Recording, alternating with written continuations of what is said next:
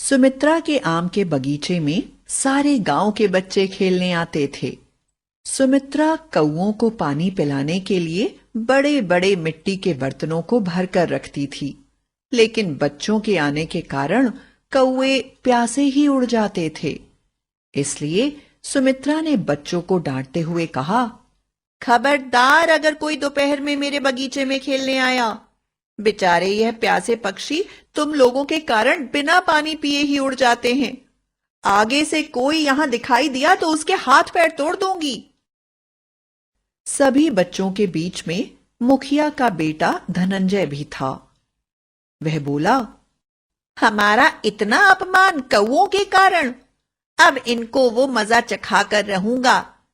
सुमित्रा काकी ने जो पानी इनके लिए रखा है ना, चलो उसमें धतूरे के बीज मिला देते हैं। जो भी कौवे यह पानी पिएंगे मरेंगे, फिर यहां आना ही भूल जाएंगे। उसकी बात सुनकर सभी बच्चे हंसने लगे और जल्दी जल्दी धतूरे तोड़कर उसके बीजों को पीसकर उन्होंने पानी में डाल दिया और वहां से चले गए। धूप तेज हो जाने पर कौवे सुमित्रा के बगीचे में पानी पीने के लिए उतरने लगे, लेकिन जहरीला पानी पीते ही वह मरने लगे और देखते ही देखते सैकड़ों कौओं की मृत्यु हो गई। गांव के तांत्रिक ने कहा, यह बहुत बड़ा अपशकुन हुआ है। प्यासे कौओं की आत्मा बदला जरूर लेगी। गांव पर भारी संकट आने वाला है। पर तांत्रिक की बात सुनकर सभी हंसने लगे और किसी ने इस बात पर ध्यान नहीं दिया। लेकिन उसी रात वैष्णव गांव के पीछे बने जंगल के पुराने पीपल के पेड़ पर आज सैकड़ों कौवे मंडरा रहे थे। जोर जोर से आती उनकी आवाज लोगों को दहला रही थी। धीरे धीरे रात होने लगी थी और कौओं की आवाज कम होने लगी थी। रात के ठीक 12 बजे पीपल का पेड़ लाल रोशनी से भर गया और सारे कौवे एक दूसरे के साथ जुड़ने लगे और एक मानव आकृति बना दी। देखते ही देखते यह आकृति एक चुड़ैल में बदल गई और सैकड़ों कौओं के समूह से मिलकर बनी कौवा चुड़ैल प्रकट हो गई। वह जोर जोर से काव काव कर रही थी। उसकी भयंकर लाल आंखों से आग की ज्वाला निकल रही थी। चुड़ैल बोली, मैं इस गांव को कभी नहीं छोड़ूंगी। बहुत प्यास लगी है मुझे अपनी प्यास बुझानी होगी, लेकिन अब यह प्यास खून से बुझेगी, इंसानी खून से। प्यासे हैं ना हम सब, बहुत प्यासे। और कौवा चुड़ैल उड़ती हुई सुमित्रा के बगीचे की ओर चल पड़ी। मरे हुए कौवों के ढेर पर खड़ी होकर सुमित्रा को पुकारने लगी। वह बोली, सुमित्रा, तुम तो पानी पिलाने वाली थी ना?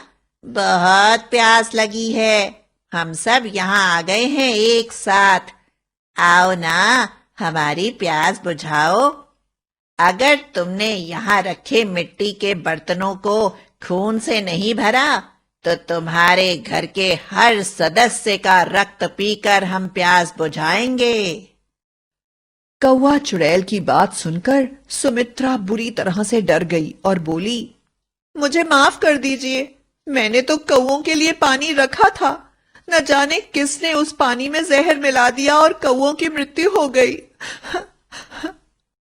कौवा चुड़ैल ने कहा, तुम्हारी मुक्ति के साथ ही हमारी मुक्ति भी होगी। तुमने जानबूझकर हमें खतरनाक बदला लेने के लिए मजबूर किया है। हम तो रोज तुम्हारे बगीचे में आकर तुम्हें सैकड़ों आशीर्वाद दिया करते थे। हमारी निरपराध मृत्यु की सजा तो तुम्हें भोगनी ही होगी।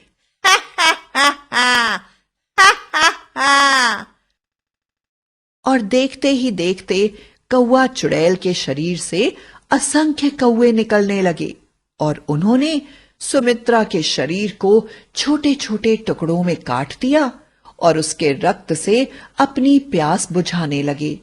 सुमित्रा का बेटा छुपकर यह सारी हरकतें देख रहा था। वह जोर से चिल्लाया, मेरी माँ को मत मारो, मत मारो मेरी माँ को। यह सब तो धनंजय भैया ने करा है। उन्होंने ही पानी में धतूरे मिलाए थे। मेरी माँ को छोड़ दो, मेरी माँ को छोड़ दो। लेकिन तब तक बहुत देर हो चुकी थी। चुड़ैल बोली, अच्छा, तो यह धनंजय का काम है, परंतु इस सामूहिक मृत्यु की सजा पूरे गांव को मिलेगी। और वह सुमित्रा के बेटे को पकड़ने के लिए उसकी तरफ भागने लगी। सुमित्रा का बेटा तेजी से दौड़ता हुआ मुखिया के घर पहुंच गया। मुखिया जी बाहर ही बैठे हुए थे।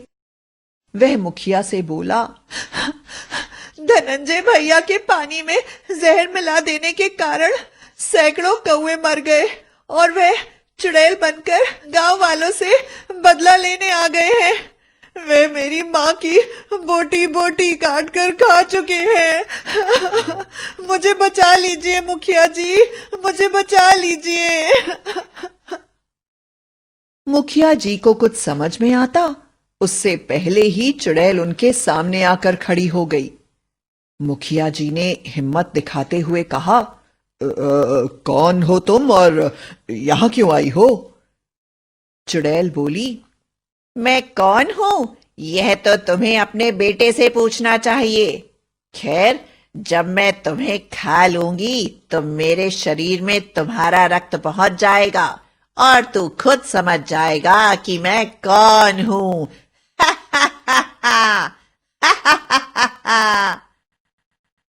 उसने देखते ही देखते मुखिया को भी पकड़ लिया और उसके शरीर से कौओं का समूह निकला और मुखिया जी के शरीर के टुकड़े टुकड़े कर दिया। मुखिया जी की आवाज पूरे गांव में गूंज रही थी। सभी लोग अपनी अपनी खिड़की से कौवे चुड़ैल की खतरनाक ताकत देख रहे थे। वह बार बार कह रही थी, गांव में कोई नहीं बचेगा, कोई नहीं। मैं सबको खा लूंगी, मैं सबके रक्त से अपनी प्यास बुझा लूंगी। मुझे प्यासा मारा था ना, मुझे अपनी प्यास रक्त से बुझानी है।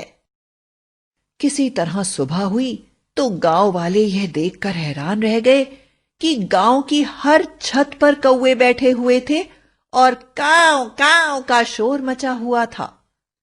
इतना खतरनाक दृश्य था कि गांव वाले कांप रहे थे। बच्चे अपनी मां को पकड़कर रो रहे थे। आखिर सरपंच ने मां काली का आवाहन किया और जोर जोर से मंत्र पढ़ते हुए हवन करने लगे। उनके मंत्रों और हवन के धुएं के कारण कौवे तेजी से उड़कर गांव से बाहर चले गए। लेकिन गांव के बाहर से भी उनकी तेज आवाज गांव वालों के कानों को चीर रही थी। सरपंच की पूजा 24 घंटे तक चली और उसकी पूजा और मंत्रों से प्रसन्न होकर मां कालिका प्रकट हुई और बोली, क्या चाहता है तू? आखिर इतनी कठिन तपस्या का क्या मतलब है?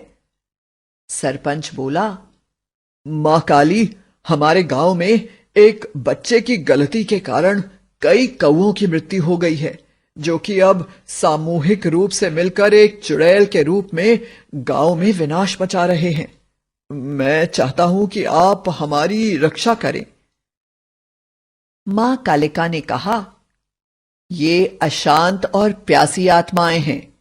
तुम मेरे प्रसाद के लिए पवित्र नदियों का पानी रखवा दो और खाने के लिए गाय के दूध से बनी खीर। याद रखना कि खीर पूरी तरह पवित्रता से बनी हो। उसके बाद मेरे मंत्रों को पढ़कर खीर के बर्तन में तुलसी के पत्ते डाल देना और गांव वालों के साथ मिलकर प्रार्थना करना कि कौवा चुड़ैल शांत हो जाए और मुक्ति को प्राप्त हो।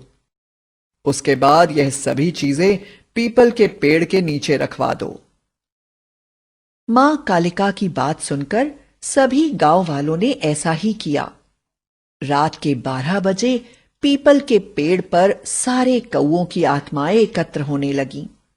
लेकिन इससे पहले कि वह एक दूसरे से मिलकर भयंकर कौवा चुड़ैल बनती, प्यासी कौओं की आत्माओं को चारों तरफ रखा हुआ पानी दिखा तो वे पवित्र जल पीकर अपनी प्यास बुझाने लगीं। पवित्र जल पीने के कारण उनका मन शांत हो गया और उन्हें भूख लगने लगी। वे सभी खीर खाने लगे। इस तरह कालिका मां का पवित्र प्रसाद और जल पीने से और खीर खाने के कारण उन सब की आत्माओं को मुक्ति मिल गई। पीपल के पेड़ के नीचे हमेशा के लिए पीने का पानी रखवा दिया गया। इसके बाद गांव वाले पक्षियों का सम्मान करने लगे और कौवा चुड़ैल दोबारा उस गांव में कभी नहीं आई।